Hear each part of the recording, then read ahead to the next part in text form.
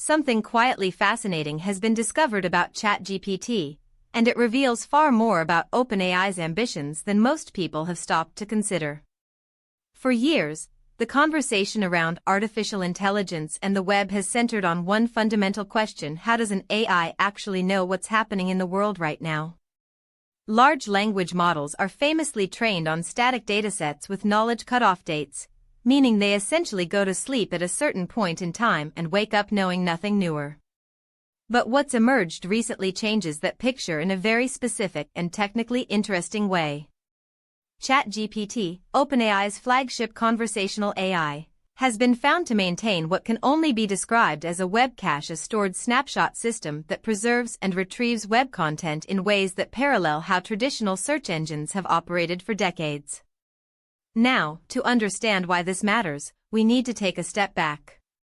A web cache, in the search engine world, is not a new concept.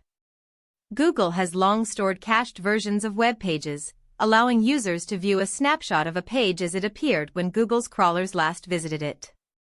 This has been an invaluable tool for researchers, journalists, and everyday users, particularly when pages go offline or change dramatically. What the search engine Roundtable has highlighted is that ChatGPT appears to be doing something structurally similar, storing and referencing web content in a way that goes beyond simply browsing in real time. This is significant for several reasons.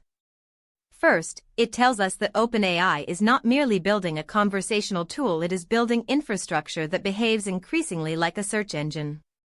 The presence of a web cache suggests deliberate architectural decisions were made to store, index, and retrieve web data at scale. This is expensive. This is intentional. And this is the kind of foundational work you do when you're planning to compete seriously in the search space, not just dabble in it. Second, there are meaningful implications for website owners, content creators, and publishers. When Google caches your page, there are established norms, legal frameworks, and opt-out mechanisms. The robots.txt protocol, for instance, gives site owners some degree of control. But with OpenAI operating its own cache, the rules of engagement become murkier.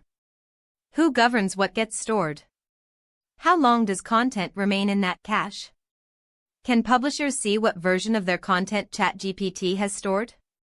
These are not hypothetical concerns, they are the kinds of questions that the publishing and legal communities are only beginning to formulate.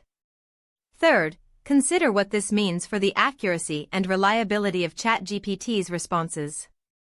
A cached web layer could theoretically allow the model to ground its answers in more recent, verifiable source material rather than relying entirely on training data that might be months or years old. This would represent a meaningful improvement in factual reliability, but it also introduces new questions about source selection, editorial bias, and the freshness of cached content. If ChatGPT is pulling from a cached snapshot that's weeks old, is it really any more current than its training data? The devil, as always, is in the technical details. What we're witnessing here is OpenAI methodically assembling the pieces of a search engine without necessarily announcing that's what they're building. The web browsing feature, the custom search integrations, and now the evidence of a web cache, each piece alone seems incremental.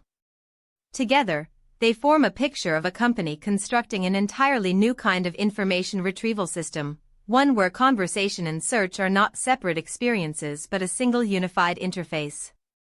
The question worth sitting with tonight is this: in a world where the line between asking a question and searching the web has completely dissolved, who ultimately gets to decide what version of reality you receive?